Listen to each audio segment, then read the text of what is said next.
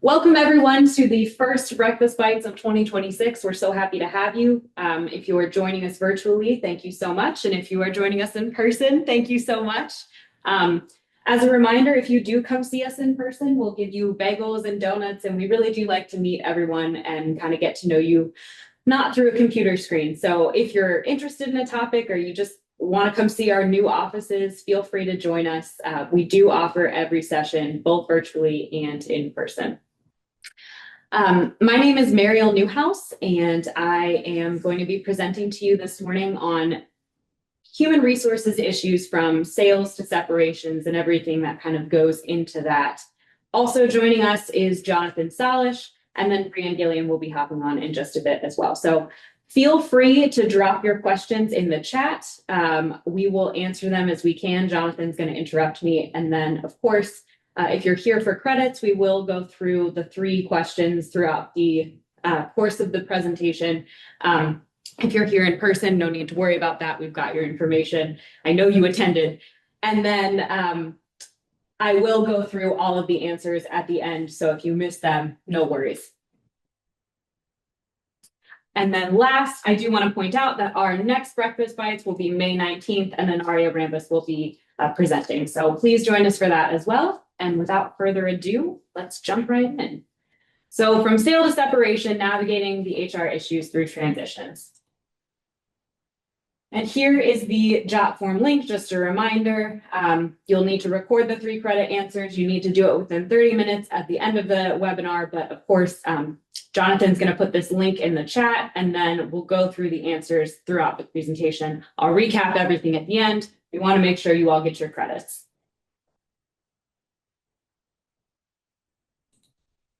Okay, so today we're going to talk about kind of 3 main topics: key considerations in a reduction in force, and that's going to include WARN Act compliance, selection criteria, who are you picking, who's going to be part of that reduction in force.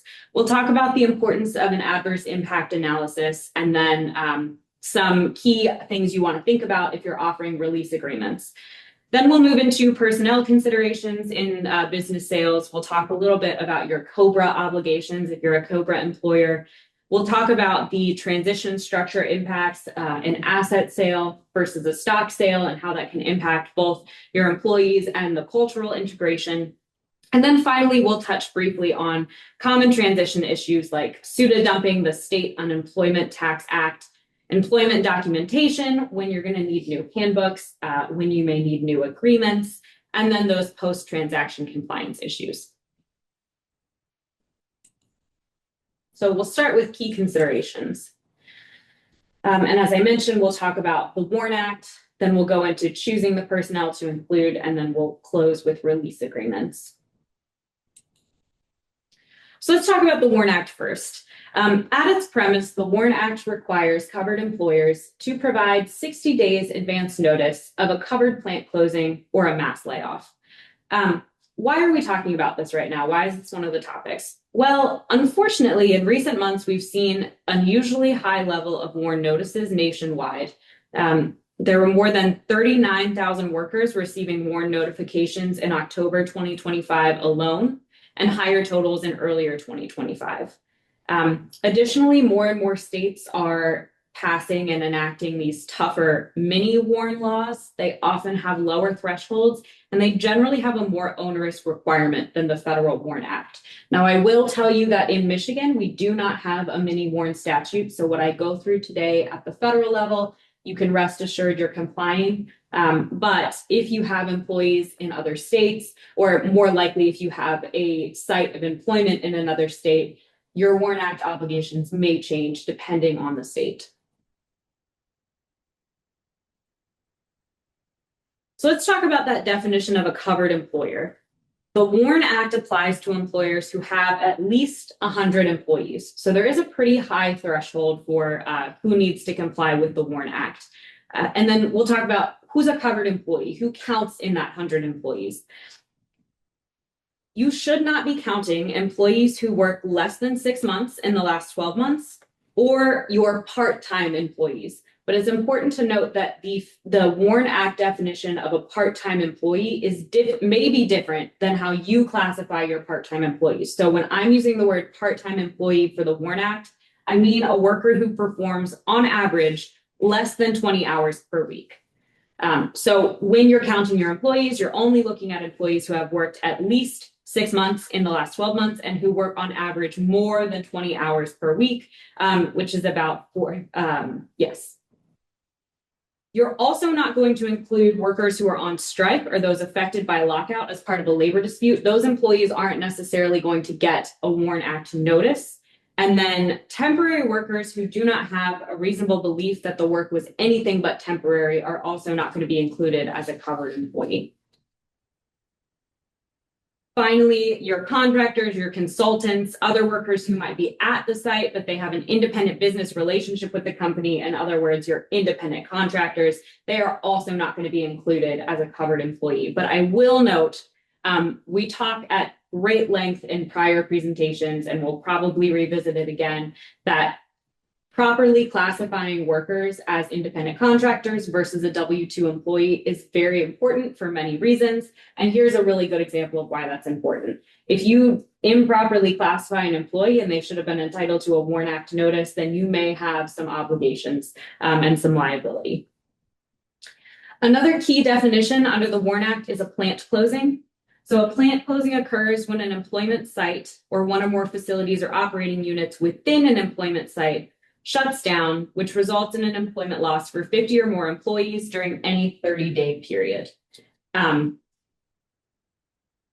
mass layoff, on the other hand, occurs when there is no plant closing, but the layoffs result in an employment loss of either 500 employees at the single site during any 30-day period, or 50 to 499 employees at a single site of employment during any 30-day period, if these employees make up at least 33% of the employer's active workforce.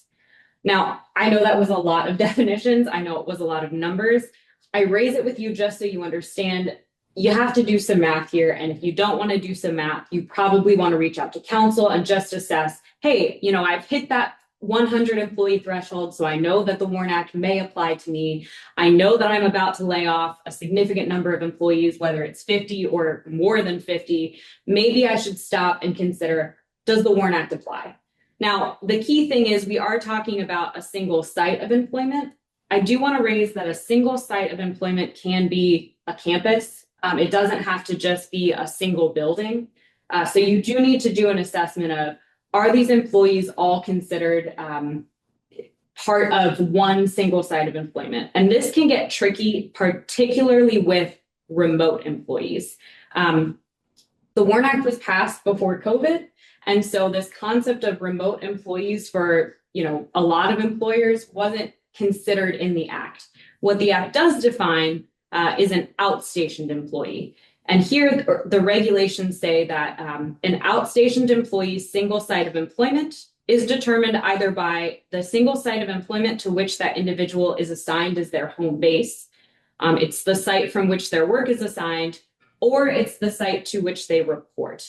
So you do want to consider when you are assessing your WARN Act notices, maybe you're terminating all employees in, I'm just going to pick a city, Romulus, Michigan. You've got an employee who works in Grand Rapids remotely, but they report to that Romulus office maybe once a month, or their manager works there, or all of their work comes out of that location. That's where their single site of employment is. And so they may trip that employee threshold. So you need to be considering your remote work employees. Good morning.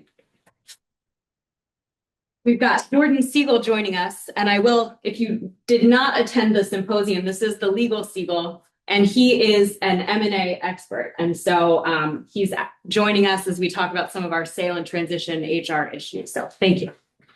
Happy to be here.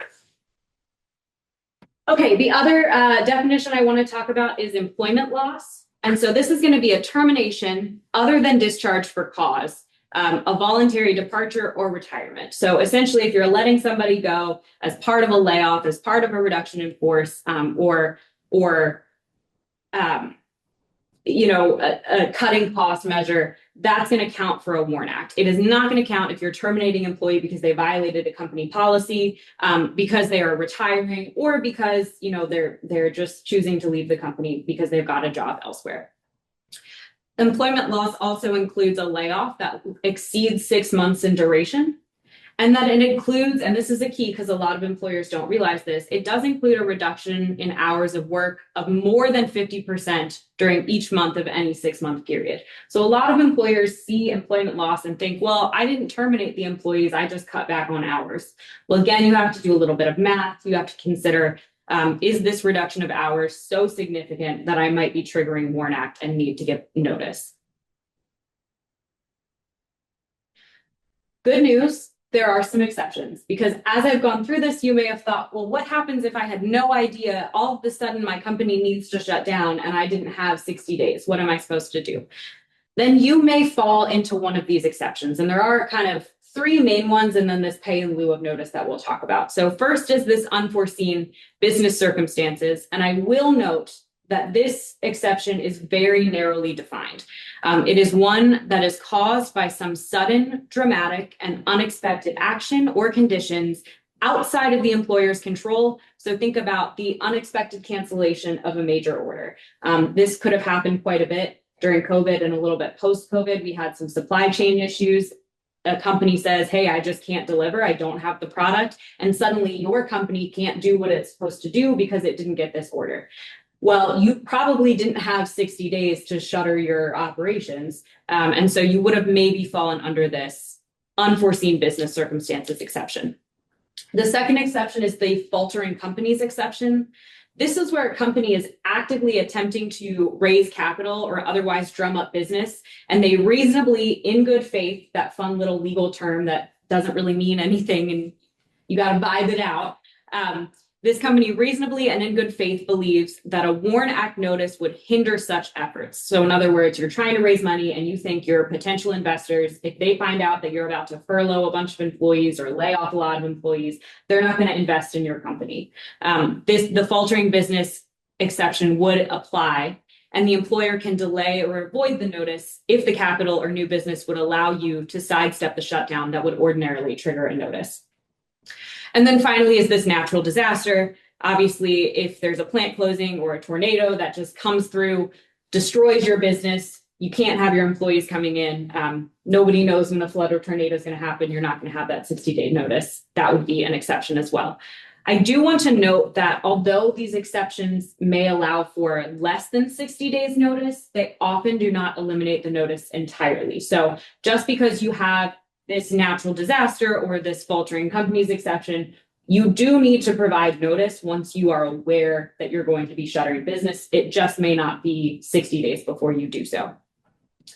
This pay in lieu of notice exception, I've included with the caveat that this is not contemplated by statute, and so it does get a little bit difficult to calculate the appropriate amount, but it is an option. And so if you know that you're going to need a WARN Act and you're considering pay in lieu of notice, we highly recommend reaching out to counsel because this one is a little tricky. You can't just go to the regs and say, oh, yep, that's my calculation, we're good to go.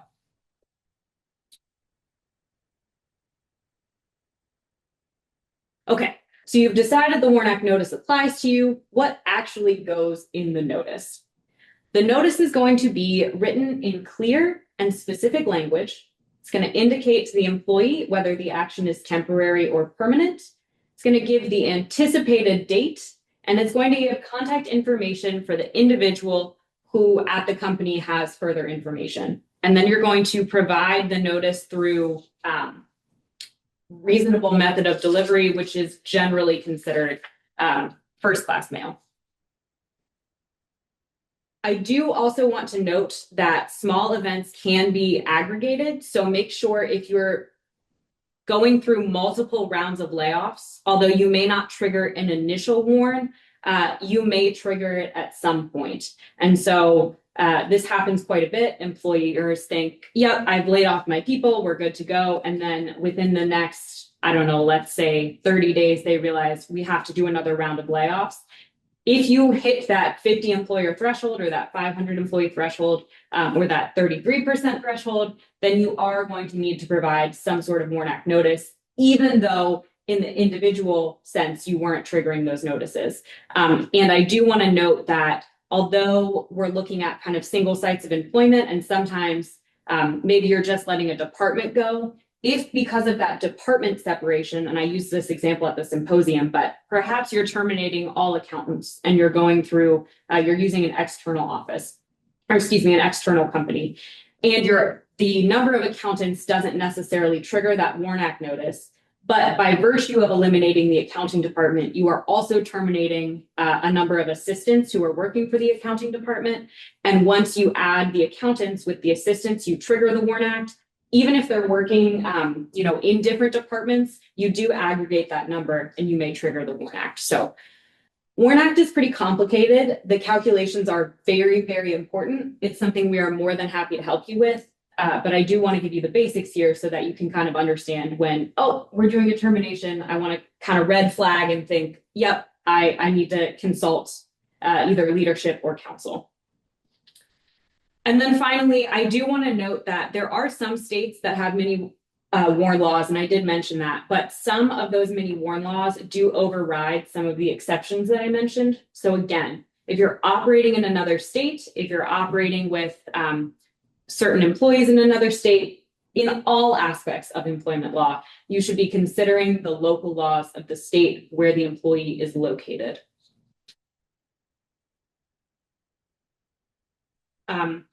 I do have a couple of state exceptions to raise with you in New York. The threshold is 25 or more employees as long as they make up at least 33% of the workforce at a single site. In Maryland, the WARN requirements kick in if the closure or layoff affects at least 15 employees or 25% of the staff at a single site, whichever figure is greater. In Illinois, there's 60 days notice for employers with 75 plus employees when laying off 25 plus employees or 1/3 of the workforce, whichever is greater. So again, just because that 100 employer threshold is the federal WARN Act doesn't mean that the state WARN Acts may have the same threshold. And then again, you're triggering it at fewer employees being terminated. So if you have, maybe the state does have a 100 employee threshold to be covered, but it's only 25 employees to be terminated. Well, now your remote workers may hit that threshold. Okay, let's talk about penalties. So what you see here are the exclusive penalties that may come to you if you violate the WARN Act. So the first is going to be back pay and benefits. There could be a civil penalty of up to $500 a day and then reasonable attorney's fees. I do want to note that for back pay, the courts are split on how to measure the amount of back pay available to workers. The majority of courts, including the Sixth Circuit, which is where Michigan is located, they hold that back pay is measured by the number of workdays in the violation period, but it's work days, not calendar days. The Third Circuit has held that back pay is measured based on the number of calendar days. So if you have employees in the Third Circuit and you violated the WARN Act, your penalties may be increased slightly because of this different counting mechanism. This civil penalty, it can be avoided if the employer satisfies the liability to each affected employee within 3 weeks after the closing. And that per day it can add up, especially if you're not aware that you violated the WARN Act. So the best thing you can do for yourself, as soon as you figured out that, we should have sent that notice and we didn't send it, you should start making the liability payments, so those back pay payments, as soon as possible so you can avoid this civil penalty. Some common pitfalls that employers fall into is, as we mentioned, miscounting employees because they failed to aggregate the layoffs within the 90-day period. And I didn't mention this, but I did at the symposium. The 90-day period is rolling. It's not as if it starts at the first layoff and then you count 90 days and then you start again at the next, after that 90 days finishes. Each successive layoff constitutes another trigger for a 90-day period. So if you're having lots and lots of layoffs, there's lots of potential to trigger the WARN Act.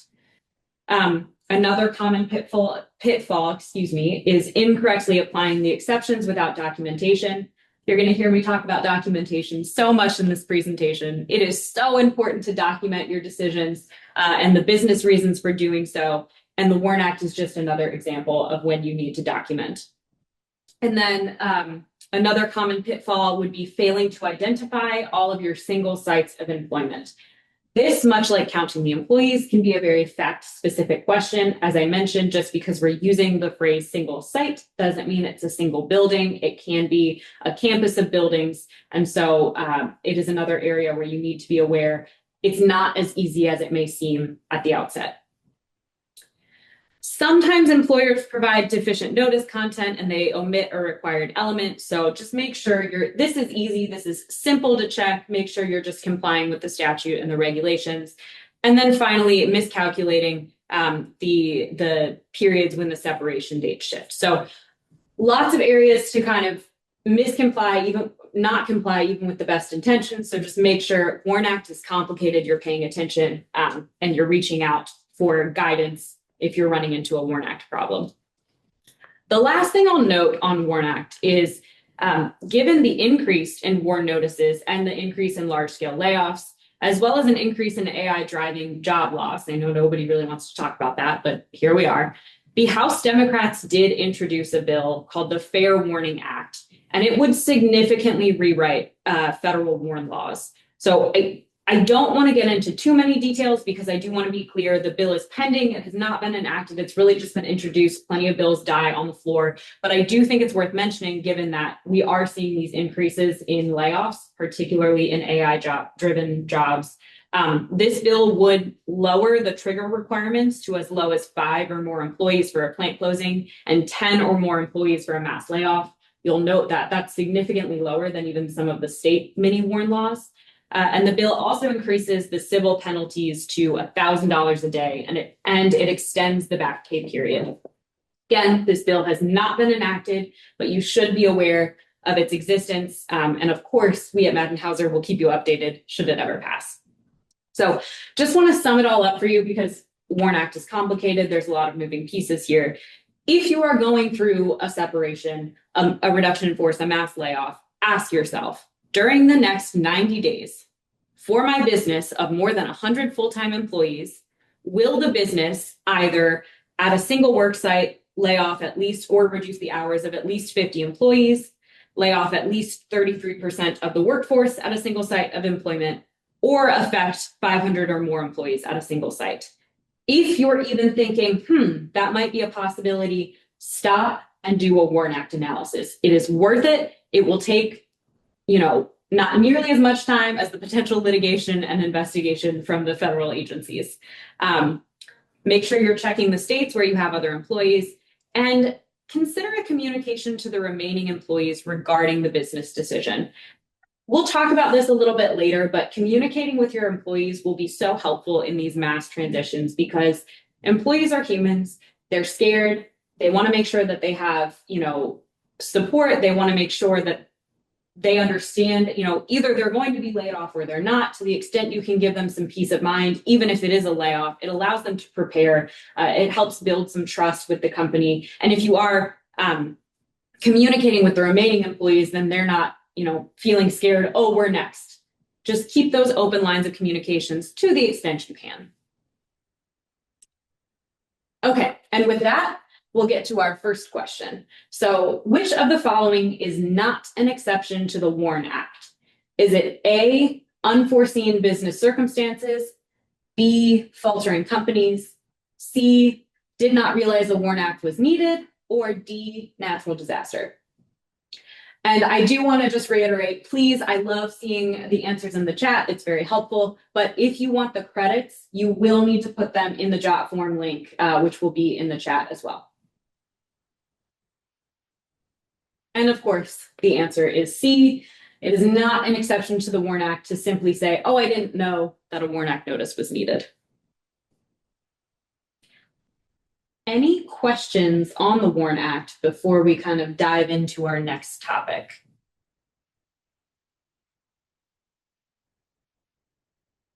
All right, continue on.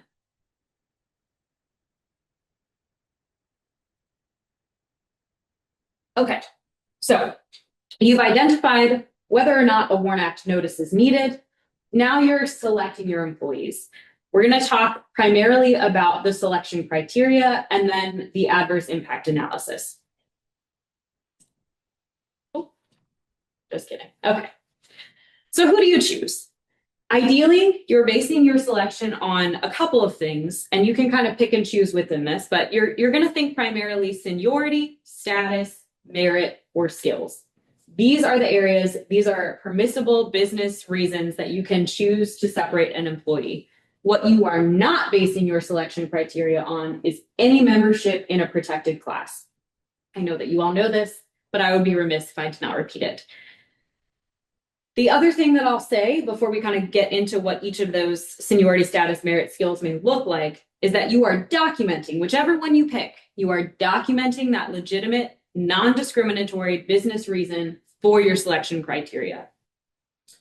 A skills-based selection criteria, so that merit skills, is going to focus on the competencies needed for the remaining positions. This selection criteria allows you to retain your high performers, but it does require clear documentation of a skills assessment or a performance review, something that demonstrates why you chose employee A over employee B. It is a little bit more subjective because everybody's opinion of an employee's skill may not be, so it may not be that you have a test that you can hand and one employee scores a 90% and one employee scores an 80% because it was a simple math exam. Right. Skills and merit can be a little bit more subjective compared to a seniority-based selection, which is far more objective and defensible. So, for example, if you just say last in, first out. So all the employees that were hired most recently are going to be the ones that we're laying off. We want to keep the employees that have been around forever. That's going to be really easy to defend your reasoning for as long as you show all of the employees hired after January 1st, 2025 were separated.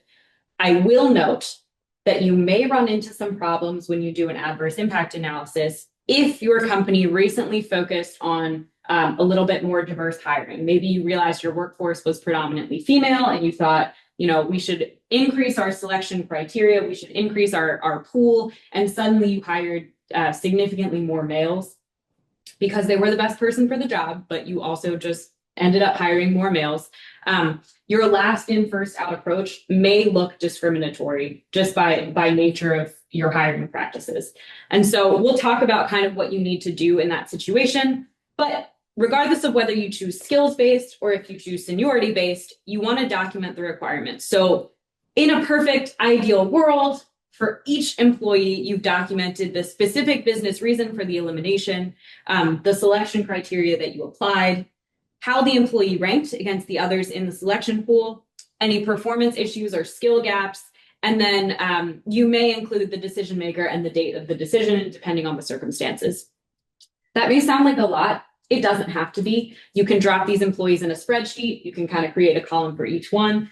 I don't really care how you do it. I do care that you document it because I can guarantee you, I've seen it happen, you're not going to remember the reason why you chose employee A over employee B 2 years from now when we're defending a discrimination claim. You're just not going to remember. So documenting the decision now is very, very important. And one thing that will help you document the decision is doing this adverse impact analysis. And essentially, this is where you review the selections for disparate impact on a protected classification before finalizing your decision. Now, we conduct these adverse impact studies all the time. If it's something that you're interested in having us do, we're more than happy to do so, but you can also conduct them internally. Essentially, what you're doing is you're looking at all of the protected classes and you're weighing your termination decision with those in mind. So just as a brief recap, those federal protected classes include race, color, national origin, sex, religion, age over 40, disability, veteran status, genetic information. And then in Michigan, you've got the added height and weight protected classifications. And then, of course, in Michigan, all ages are protected, not just those over 40. I will note that typically when you're doing an adverse impact analysis, you're probably looking at race, gender, and age. So those are kind of your three categories.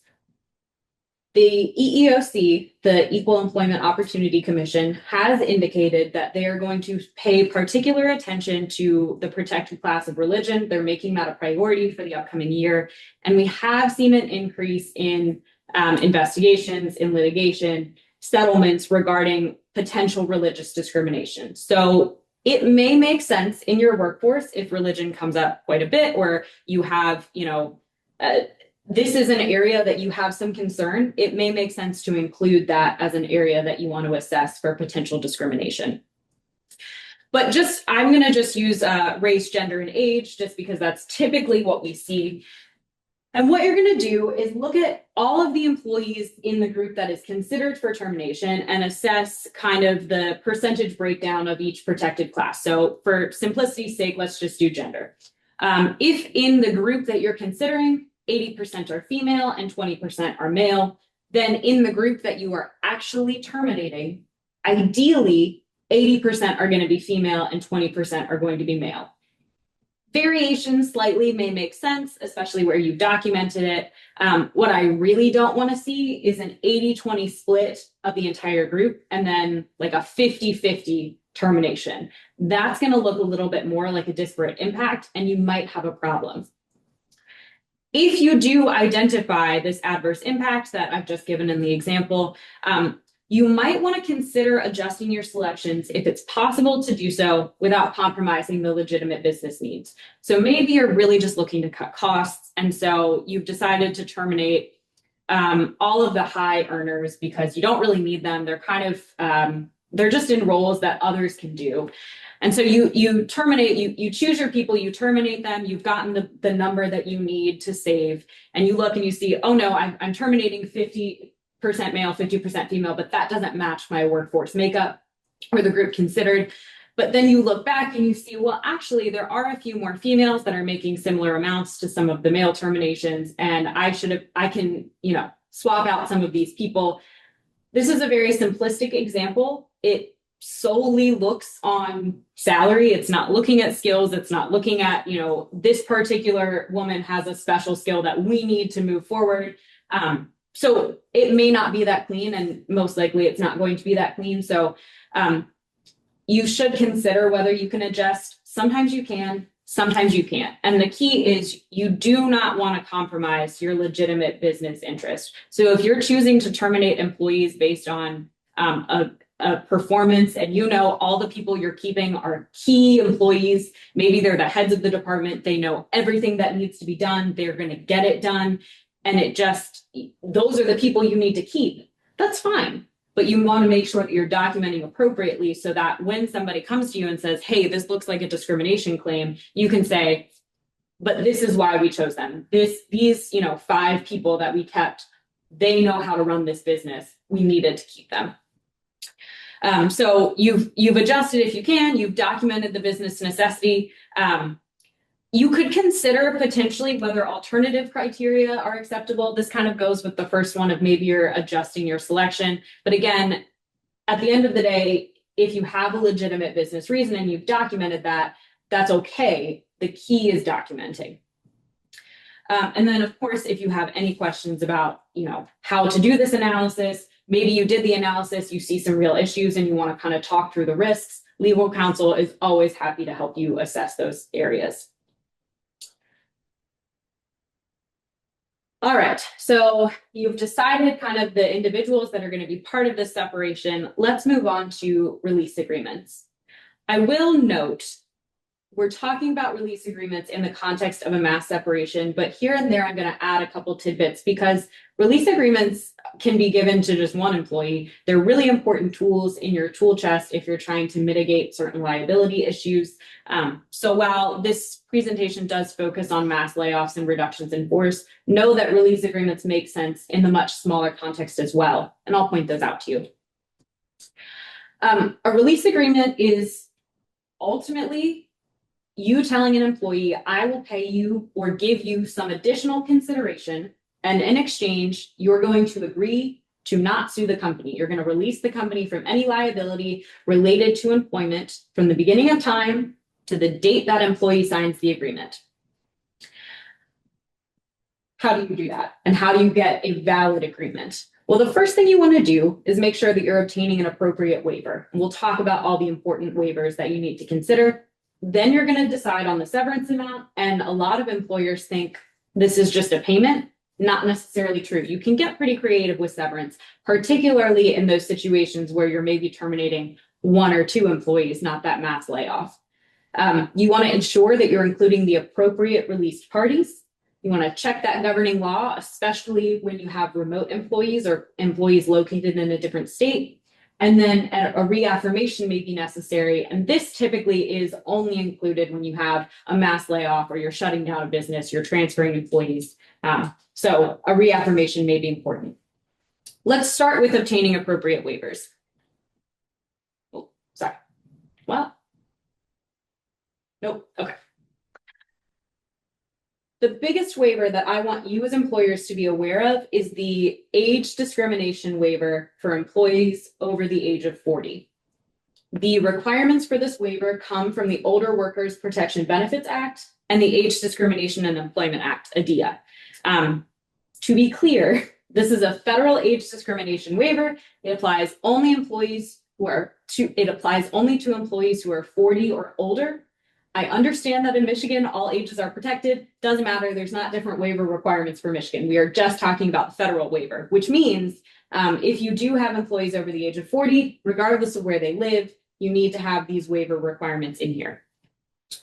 At its core, the ADEA waiver, the Older Worker Protection Benefits Act waiver, requires employers to give either 21 days or 45 days, depending on the facts of termination, for the employee to review the agreement, and then a 7-day period to revoke the agreement if they choose to accept. That 21-day, 45-day period, that's waivable. In other words, if you hand the employee the agreement and they sign it while they're sitting right there, totally of their own volition, or they take it home for a couple days and then they sign it and return to you, great, they've waived their review period. You cannot waive the 7-day revocation period. So that 7-day period starts on the day the employee signs the agreement. And then on the 8th day, the agreement becomes effective. This is important because when you're drafting your agreement, you want to make sure any severance that you're going to pay out is not paid out until at least the 8th day after the employee signs the agreement. What is the difference between the 21 and the 45-day review period? If you are terminating only one employee and that employee is over the age of 40, congratulations. All you need to do is give them 21 days to review the agreement, 7-day revocation period, and include the appropriate waiver language, which we'll talk about. If you are terminating an employee under the age of 40, you just need to give them, federally, you just need to give them a reasonable amount of time to review the agreement. We generally say this can be anywhere between 3 to 5 days.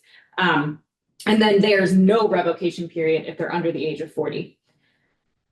I will caveat that certain states have started to set a statutory review period for all employees, regardless of age. And so while in Michigan, there's no set time period for those under 40, in other states there may be. It's often about 21 days. It kind of mimics the federal requirement for over 40. So just keep that in mind.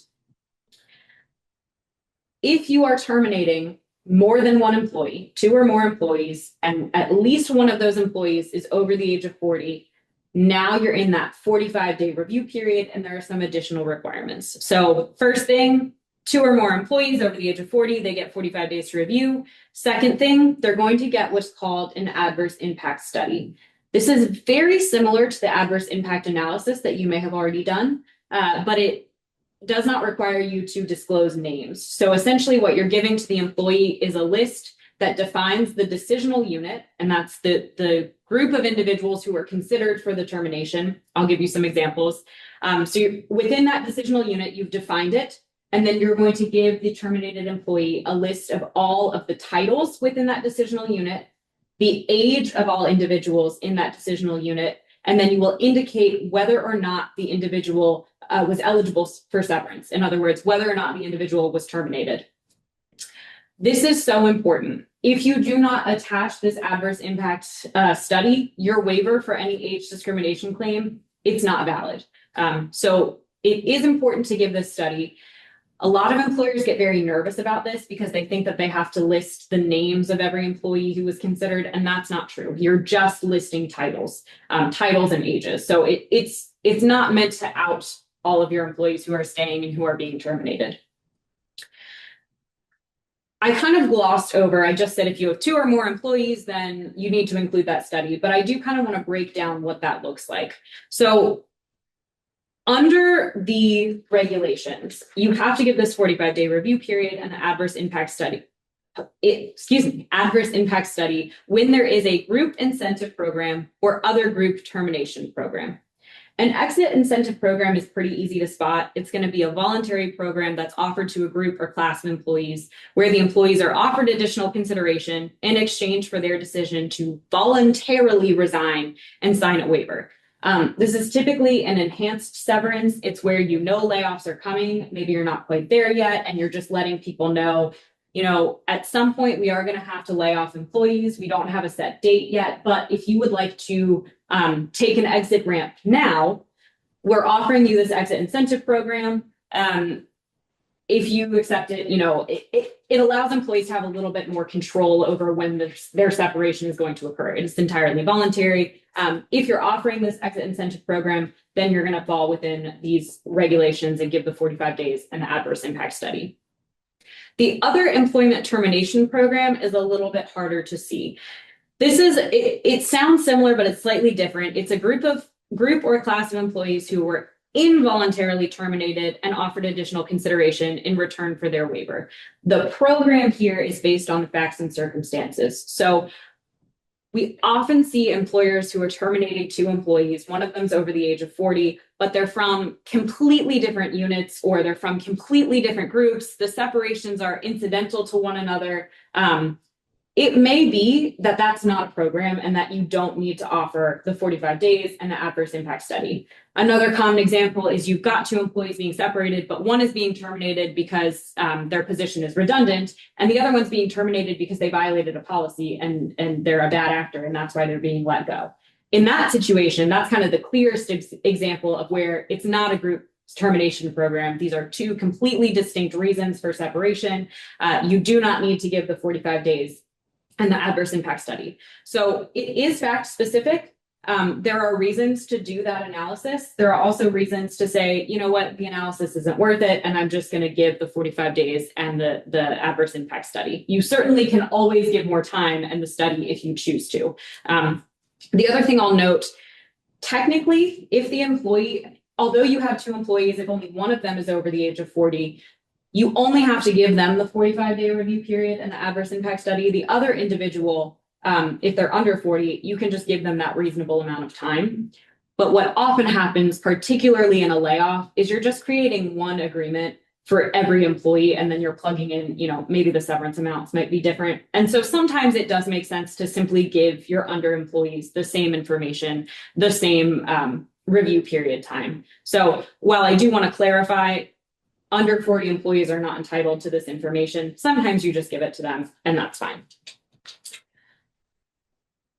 All right, if you've assessed that you need this adverse impact study, or at least you have one employee over the age of 40, all release agreements in order to obtain that valid waiver must be written. The waiver of the age discrimination claim must be written in plain language, understandable to the employee. It must specifically refer to the ADEA, Age Discrimination and Employment Act rights or claims. It cannot waive future claims. This is really important. You cannot have the employee waive any future claims. It must provide consideration beyond what an employee is already entitled to receive. We'll talk about that. You must advise the employee in writing to consult with an attorney. And then you're providing either the 21 days or the 45 days with the 7 days to revoke after signing. All of that needs to be in writing. It needs to be clear in order for this to be a valid age discrimination waiver. If you've come to us and you've asked us to draft the release agreement, this is something we handle all the time. We make sure you have the appropriate language, not a problem. If you're using templates that are internal to your organization, it is worth checking to make sure that you have these valid claims, because you may find yourself in a situation where the age discrimination waiver did not apply or was not valid. let's talk about the adverse impact study, because I did kind of mention this class decisional unit, and I want to break that down and give you some examples. So the regulations do actually provide examples, and they're often very helpful. The adverse impact study, as I mentioned, you're not necessarily giving the title and ages for every individual in your organization, right? You're just giving the group that was considered for separation, and then ultimately which ones were chosen to be separated. So for example, it could be facility-wide, like 10% of employees in the Springfield facility will be terminated in the next 10 days. In that case, your adverse impact study is going to define the decisional unit as the employees in the Springfield facility. It can also be department-wise. Half of the workers in the keyboard department of the computer division will be terminated in December. In that case, your decisional unit is going to be the keyboard department. It can be reporting, those employees who report to the vice president. It can be a job category, 10% of all accountants, regardless of where they're located. In that situation, your decisional unit would be accountants. So there are various ways to slice it. And again, it may be worth taking time to figure out your decisional unit, maybe altering it slightly, because at its core, the purpose of the adverse impact study is to allow the employee to look at who was considered and who was ultimately terminated and decide, maybe I don't want to waive my age discrimination claim because, gee, it sure looks like there was some age discrimination here. So if you haven't done the adverse impact study before we got to this point, you're doing it now. Maybe you see there's an adverse impact. Maybe you consider a different decisional unit. Maybe you reconsider the employees that are being terminated. But it is important to kind of do that analysis. All right, let's move on to severance. As I mentioned, often employers think severance is going to be just monetary compensation, either a salary continuation or a lump sum payment. That's absolutely fine. Anything that the employee is not otherwise entitled to receive that you pay is acceptable consideration.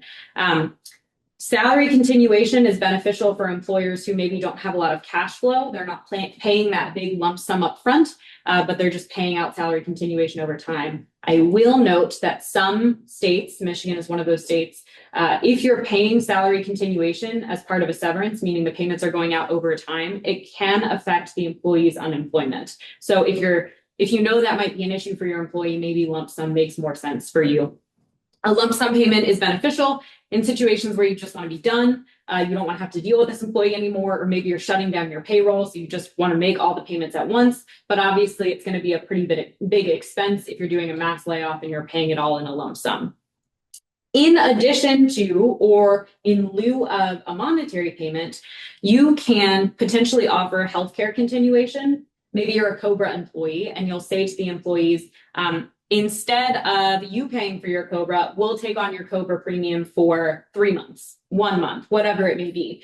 You can offer that in addition to a lump sum or salary continuation. You can also offer that as the sole consideration because it's something that the employee is not otherwise entitled to. You can also offer outplacement services or career coaching, job search support. These are all additional things the employee is not otherwise entitled to that can support a valid release. Some employers choose to offer letters of recommendation. I would caveat here, if you're terminating an employee for performance, maybe that consideration or that additional consideration doesn't make sense. You should also note that severance payments are subject to federal income tax. So if you're treating it, even if it's a lump sum, you will need to do withholdings, and your agreement should reflect that. I do want to touch on PTO very briefly. In Michigan, as I'm sure many of you all know, if you came to our ESTA presentations, because we talked about it ad nauseum, you are not required to pay out any sort of vacation, sick leave, any sort of paid time off, unless your policy says that you do, or your policy and practice is that you pay it out, even if it's not clear in your policy. So while at Maddin Hauser, my recommendation to you is to be very explicit. If you don't want to pay out PTO, your policy should say any unused PTO is forfeited and has no monetary value. If your policy and practice is to pay out that PTO, or your policy says that you do, then you cannot offer paid out PTO as additional consideration because the employee is entitled to that payment anyway. And your severance agreement should say, we know that you're entitled to PTO. We're giving you this PTO. It should be in a completely separate section from your release agreement. On the other hand, if you don't pay out PTO, it's not your policy and practice, then you can offer payout of PTO as additional consideration. Maybe you're offering that in lieu of any other monetary compensation, in lieu of healthcare continuation. That's absolutely something you can offer in that situation. Okay, let's ensure that we're releasing the appropriate parties. If you're, a small business, there's just one of you, it's pretty simple. Just the company's going to be the release business. Maybe you have a parent company. Maybe you have some subsidiaries that you want to specifically name. Maybe there's a manager who's really involved in the situation and you want to include that manager as a specifically released party. This is an area that sometimes gets overlooked, but it's an easy way to add some additional protections for yourself. Check that governing law. Many employers just assume that the governing law is going to be the state where they're located in. Some states will say, nope, it's where the employee is located in, which, circling back to PTO really fast, make sure if you're offering PTO as additional consideration, because your policy says that the employees are not otherwise entitled to it, make sure they're not in a state that requires payout of PTO. If your employee is in California, they get that PTO paid out. It is not additional consideration. Okay, and then very briefly, reaffirmation. As I mentioned, this is going to come up in situations where maybe you're shutting down a company, but you need some key employees to stay on for a couple more months, a couple more weeks, and you want to incentivize them to do so, but you're letting them know that they're going to be part of the layoff at the same time as everybody else. In that situation, you may increase their severance payment by a bit, and you say, I'm going to give you 50% of your severance payment today, on the day that we're telling everybody that they're being separated. You're going to sign the agreement. And on the day they sign the agreement, they're releasing all claims from the beginning of time through the date they sign the agreement. But they're staying on for a couple more weeks. Well, the period of time after they've signed the agreement, they didn't waive any claims. And so on their actual last day of employment, you would have them sign what we call a reaffirmation, that they're reaffirming the release, and it covers that period of time between when they first signed the agreement and their actual day of separation. And then you're giving them the rest of their severance payment. So again, you're probably going to bump up that severance to incentivize them to stay, but you're also, giving them enough time to know you will be part of this layoff. We're not stringing you along, but we just need you to stay on for a little bit longer. One thing that came up at the symposium, so I do want to address it here, situations where severance agreements make sense. Obviously, they make sense in these big layoff situations. It may make sense if you're laying off a long-term employee who's been really good to the company, but their position just isn't needed anymore and you want to do right by them. It may make sense to offer them a little bit of severance. If you determine there's a risk, like you have a very legitimate business reason for terminating an employee, but they're a member of a protected class and maybe they're the only member of that specific class in the group, so it might look like a discrimination decision. In addition to having the documentation to support your separation, you may offer them some nominal severance in exchange for the release. Many employers ask us what amount of severance should we offer. Good rule of thumb is about 1 to 2 weeks of severance for every year of employment, which leads me to my next point. When does a severance agreement not make sense? If you have a short-term employee, it may not make sense to offer them any severance. They've been there for a couple months. Maybe it makes sense to offer them one of those other considerations we talked about, like a letter of recommendation.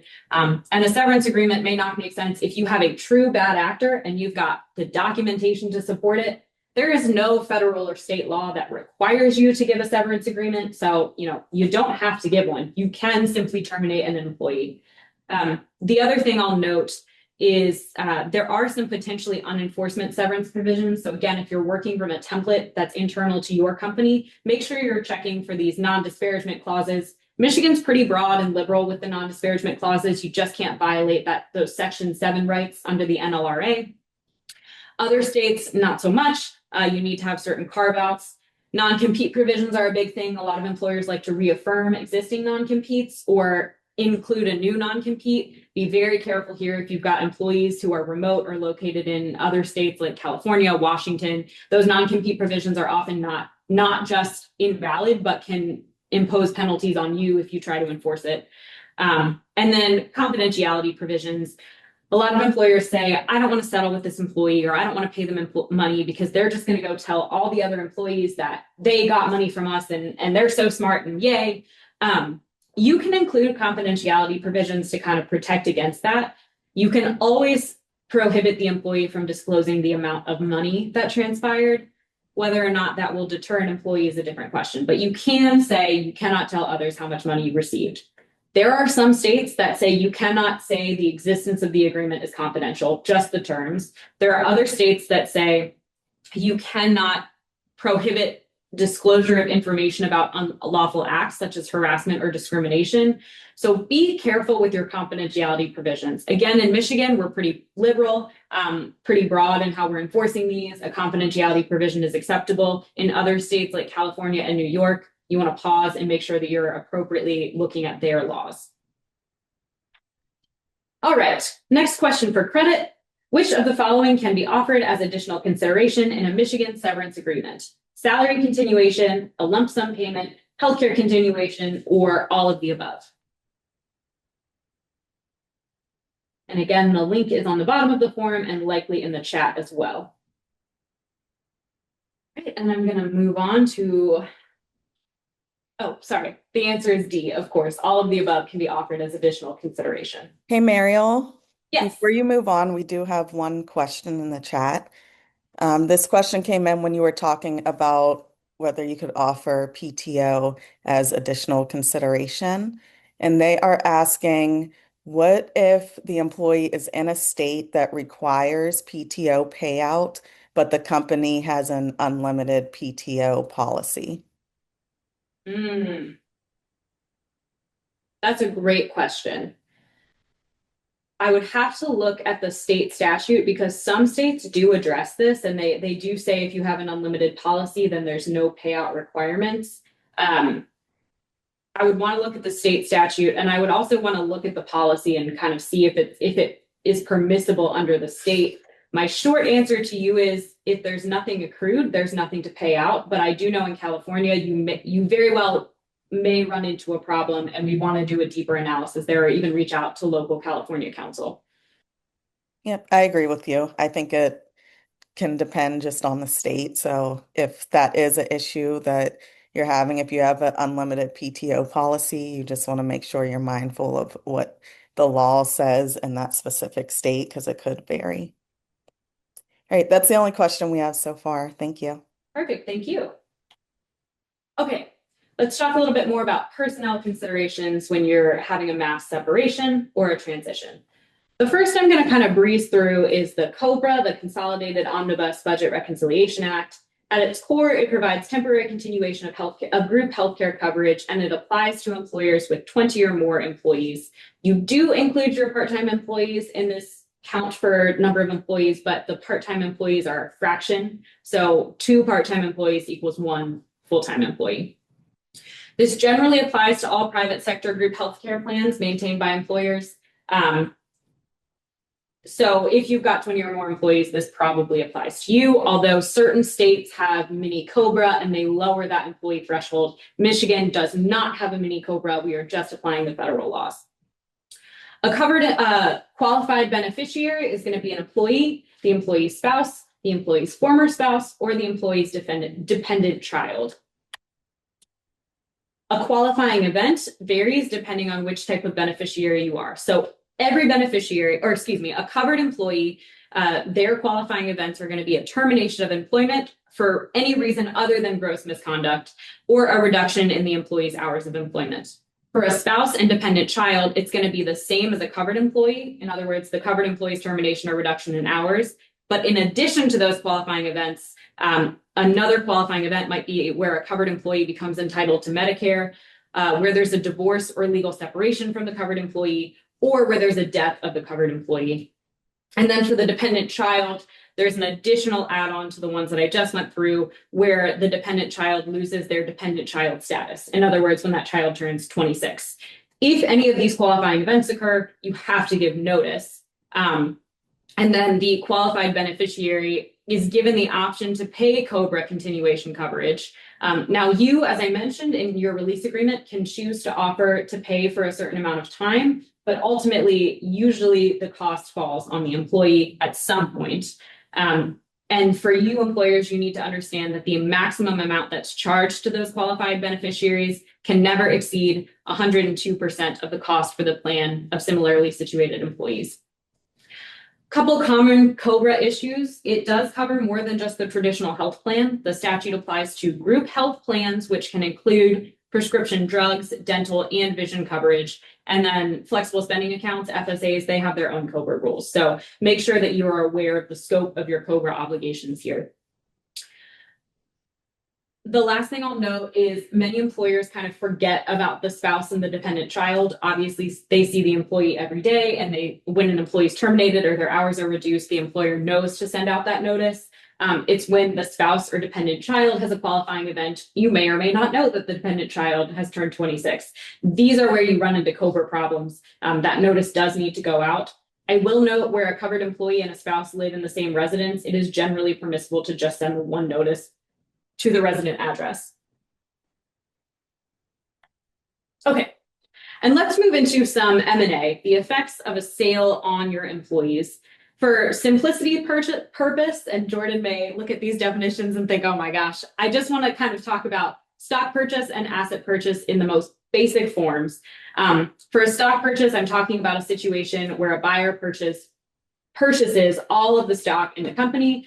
The seller does not retain any of the employees or the benefit plans. Essentially, the buyer is stepping into the shoes of the seller. Compared with an asset purchase, where the buyer is choosing which assets and potentially liabilities that they're purchasing, which may or may not include employees. So how does this affect your employees? Well, in a stock purchase, the buyer's taking over the entire business entity. So the employees are typically going to remain employed under the same FEIN number. They're going to remain under the same policies, unless the buyer is choosing to terminate them when the buyer comes in. On the other hand, in an asset purchase agreement, the employment relationship is not necessarily going to transfer with the asset purchase. So if an employee is retained by the buyer, they're actually choosing which employees to rehire, they're not just coming over automatically. And this affects your prior policies. So if you're talking about a stock purchase, all of the existing employment agreements, any handbooks, any benefits, any other employment documents, they're going to remain in play after the transaction. You don't need to obtain any new employment agreements, et cetera. So a purchaser, or you as HR in a purchasing entity, need to make sure that you're reading these documents and you're understanding these are the policies that now apply. There is a slight caveat that some benefit plans may have a severance obligation if there's a purchase or a new entity comes in. So again, making sure that you're reading all of the documents to ensure that you're appropriately applying or terminating the policies where necessary. In an asset purchase, because the buyer is electing to hire employees from the seller, you will need all new agreements. You can maybe you're an existing company and you're just bringing on a portion of a new entity. You can use your existing documents, but you need to make sure that the employees are signing new employment agreements, that they're getting new handbooks and receiving those new acknowledgments. That if you're a Michigan employer, you're issuing those ESTA required written notices to these employees. It's not an automatic transition. It does require some action on your part. For payroll, in a stock purchase, the FEIN is likely not going to change. So the payroll doesn't need to be transitioned formally. There may be some internal transitions, like you may need access to the Michigan unemployment insurance account. There's some HR transitions that'll need, but for the employee, it's going to be a pretty smooth transition. They're going to get the same paycheck they've always been getting from the same entity at the same time. In an asset purchase, there's a new FEIN. So there's likely going to need to be a transition service agreement if you're going to process the payroll on behalf, if the payroll is going to be processed by a new entity. There may be a little bit more disconnect. You have to make sure that you're bridging any sort of gap. And so asset purchase agreements can be a little bit more complicated from a payroll standpoint. For 401k plans, in an asset purchase, employees are probably going to need to be able to roll over or distribute any existing 401k balances. But in a stock purchase, the plan is typically going to continue. It may merge with the buyer's existing plan. But again, make sure you're reading those documents to ensure there's no mandatory payout or mandatory severance because of the purchase. PTO and vacation. This is kind of a big one for states that have mandatory buyout provisions. If you're doing a stock purchase, it's likely that any accrued vacation is just going to come right on over with the new entity. But of course, if you're in an asset purchase, that PTO it's going to be considered end of employment. And so if you're in a state that pays out PTO or your policy says you pay out PTO, somebody has to pay out the PTO. It's typically negotiated within the purchase agreement. Either the buyer or the seller will agree to have that obligation, but it is not necessarily going to be a small obligation. So you as HR, if you're going to be the purchaser, that may be something you want to let leadership know. Hey, we need to negotiate the payout of PTO because it's going to be a really big number. The last point I want to talk about here is culture. Culture shocks are often one of the biggest transition issues because regardless of stock sale or asset sale, employees come in with preconceived notions about how things are going to be run. And even if you're a stock sale and all of the documents are the same, a lot of these documents are interpreted differently, or they may feel differently to the employee. And so it is important to have conversations with the employees. Maybe you have a big group training. Maybe you just have a big group meeting where existing employees and new employees meet, explaining how you're going to kind of interpret the handbook or how this is the way things are done at the company. It'll go a long way with your employees. It'll help retain retention, but being clear and upfront and recognizing that culture is one of the biggest transition issues that you may encounter, you can be proactive in that. The other thing you might want to consider, we talked about this a little bit in a reaffirmation, but you may want to consider retention bonuses for key employees. If there's going to be a big transition, particularly if your employee has been with the company for a really long time, and maybe they're considering either I'll come with you or I'm just going to retire. I don't want to learn new systems. I don't want to deal with a new culture. But you really need this employee, a retention bonus is probably a good thing to offer in that situation. To help with this culture issue, there's a couple communication strategies you can take. So pre-close communications, obviously there's going to be some confidentiality issues. So you have to balance these confidentiality requirements. Maybe the purchaser is saying, absolutely not, you should not be telling employees. Maybe the buyer doesn't want to let people know just yet. But to the extent you can give a little bit of information to the employees, let them know something is going on. If you're fully intending to have all employees transition, a simple note, either pre-communication or day of, just letting them know you're going to have a new owner, but everything will be business as usual. We've written plenty of those notes before. They give the employees peace of mind. And again, if you're wanting to retain employees, having that open communication to the extent possible is a really good way to do that.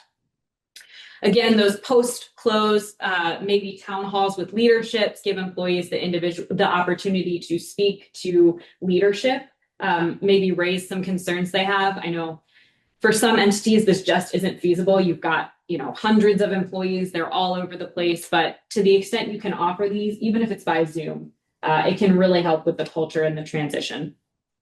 Anything you want to add? I think this is an area where M&A counsel really fall down on the job frequently.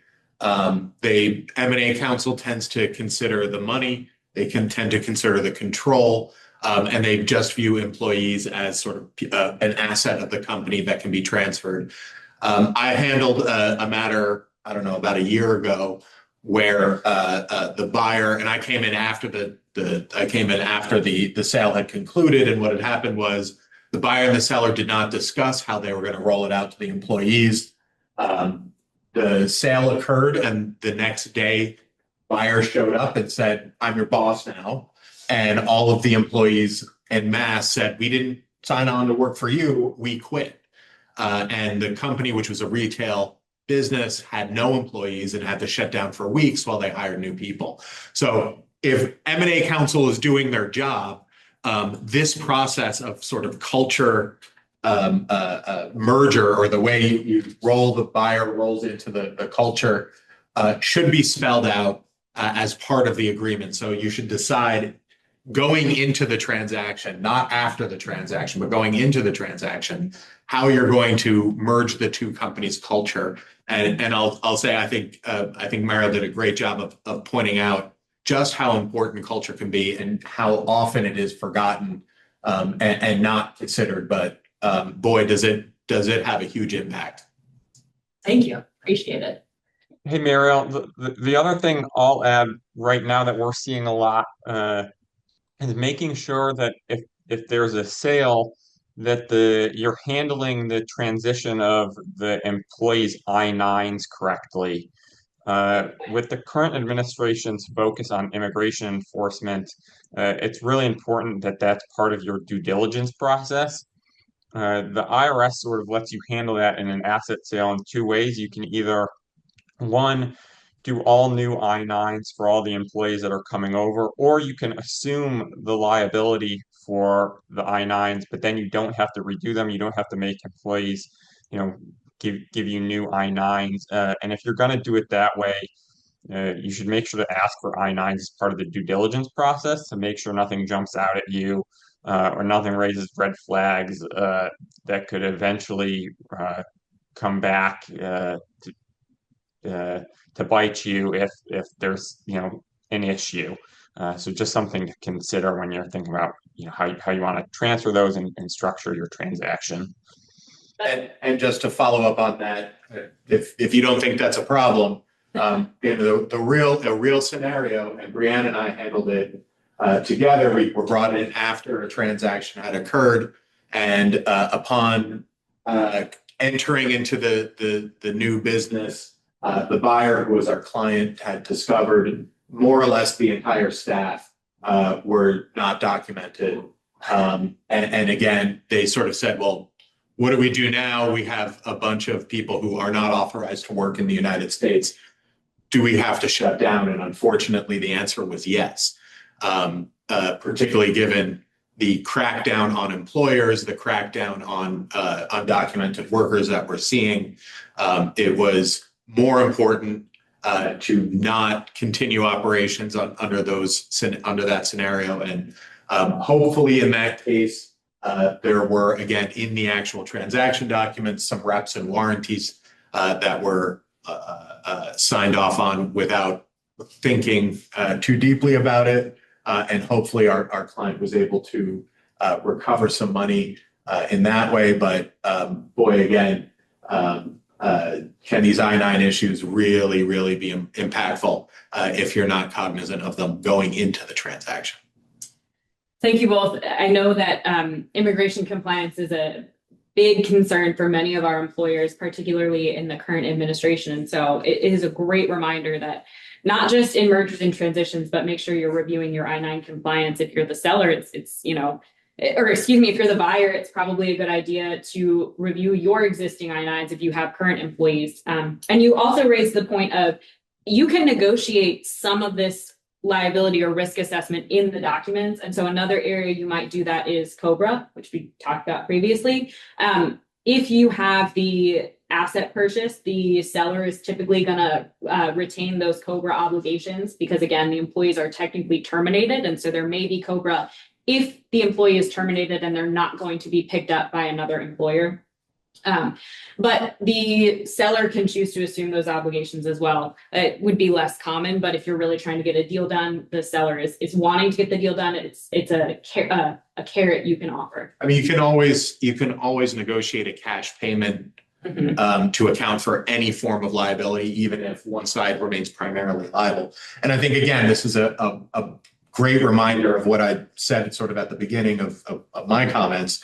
M&A counsels do not think about these things. They don't view these things holistically. The example I just mentioned, the client was represented by a large, sophisticated law firm who just didn't think about it. So these are things that, when you're selecting counsel, it's important to recognize that not every lawyer does everything, and that having the right counsel, Maddin, Hauser, can be super important.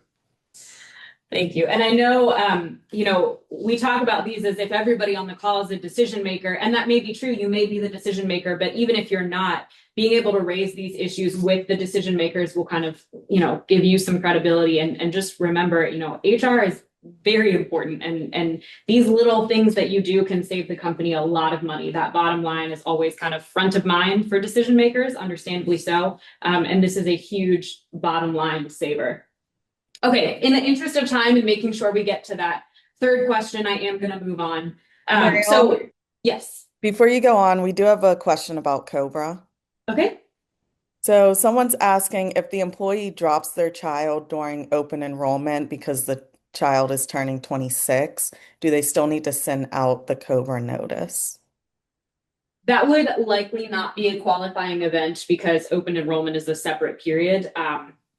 It's a good question. I would have to double check because it's rare that happens. Usually the child turns 26. Open enrollment's what, like 2 weeks? So usually it happens outside of open enrollment. But my understanding is it's not a qualifying event that requires that Cobra notice.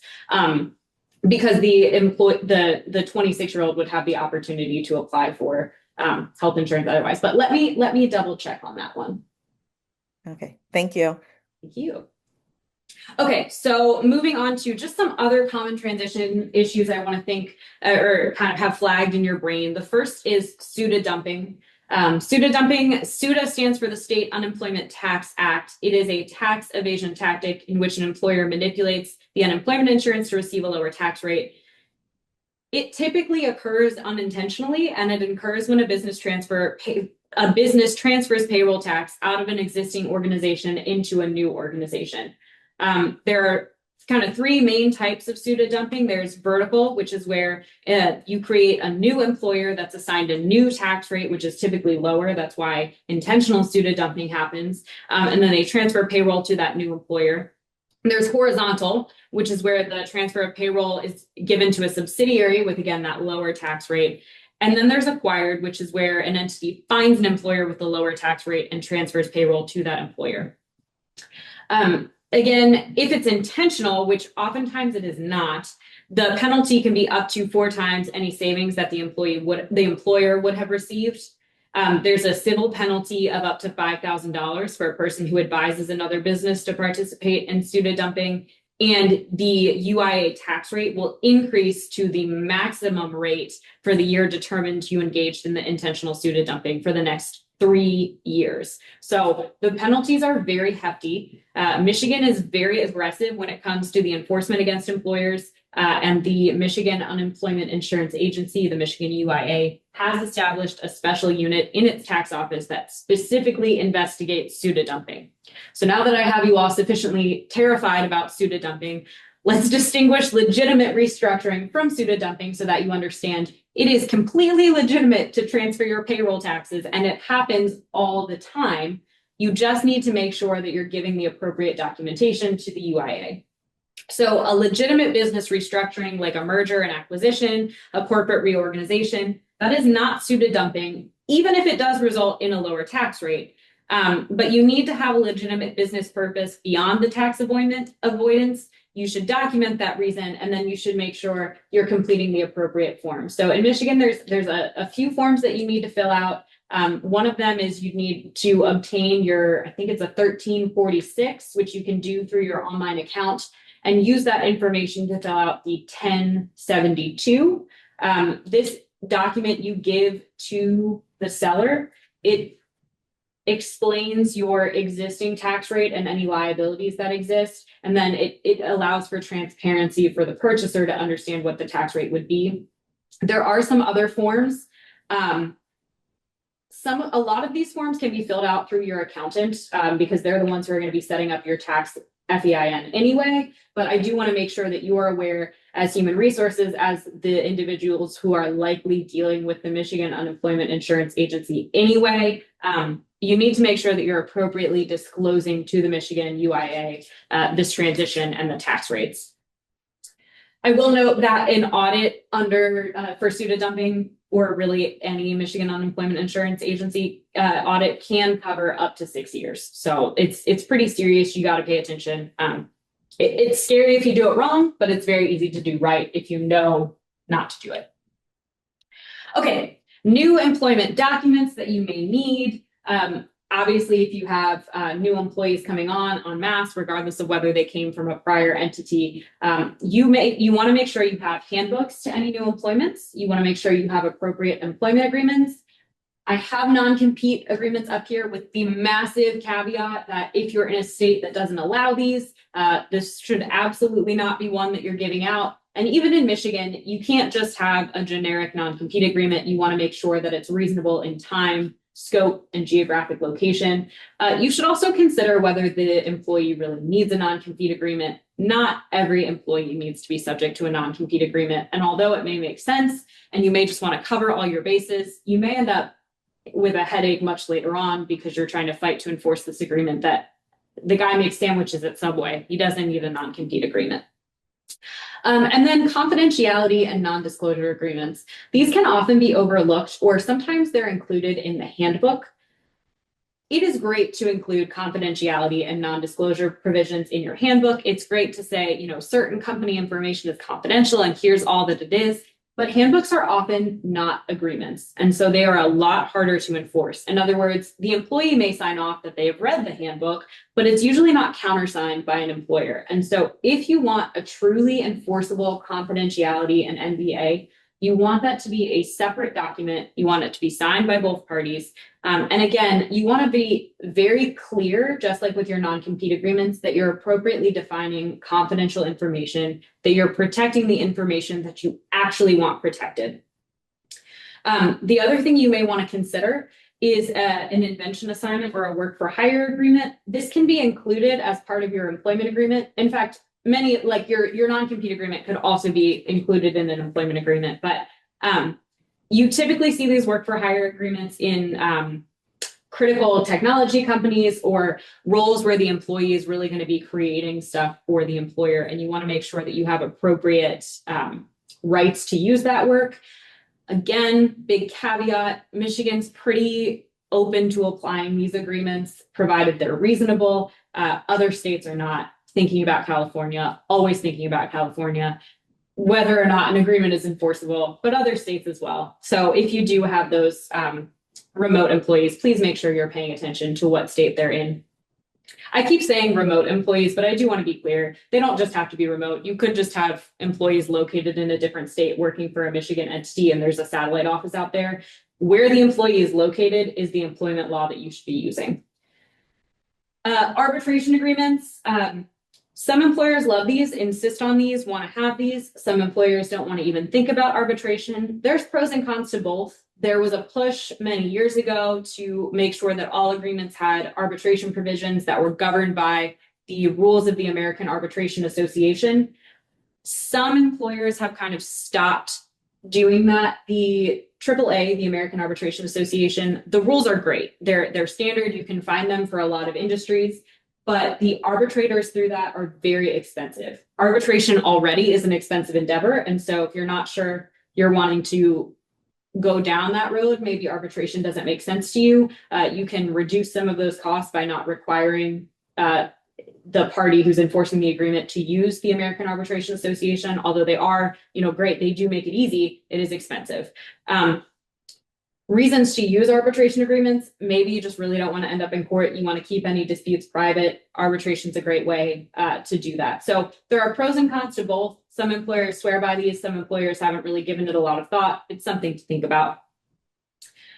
And then finally, just thinking about if you're hiring employees in new states, some states have these new pay transparency laws. And so just making sure that you're paying attention to those laws and you're applying them appropriately. In general, and I've said this a number of times, but it cannot be restated enough. If you have employees outside the state of Michigan, you need to make sure you're paying attention to those employment laws. Just like when we talked about in the release agreements, and I didn't mention this, we talked about in the context of governing law, but if you have an employee in a different state, that release agreement should include both Michigan employment laws, just to be safe, but it should 100% include release of laws located for the state in which the employee is located. So it cannot be stated enough just because we have employees all over the country now, indeed all over the world. You need to make sure that you're paying attention to those. Mariel, if I may. Yes. With regard to arbitration agreements and non-compete agreements, there is some very recent case law here in Michigan, which questions whether those agreements can survive if they are not supported independently if they are what we in the legal field call a contract of adhesion. And the court, there are several court decisions on that topic. They're still winding their way through the court system. They have not reached the Michigan Supreme Court yet. We're watching those very carefully, but we're always aware of legal changes to the law, changes the way that courts interpreted the laws. And if those things reach the point where we think a client notification is worthwhile, we'll send out a blast to all of our clients. For now, just sort of keep in the back of your mind that the law is not a static thing, and we're watching this very carefully. Thank you. So last question is up on the board. What does SUTA stand for? It is, of course, the State Unemployment Tax Act. And just as a recap for everyone, if you missed the first two questions, answer for question 1 is C, as in cat. The answer for question 2 is D, as in dog. And the answer for question 3 is A, as in alligator. Although I like D. It's very fun. Oh, thank you. And with that, unless there are no other questions, thank you all so much for attending our first Breakfast Bites. I hope it was helpful. And please join us on May 19th to hear Anaria Rambus speak.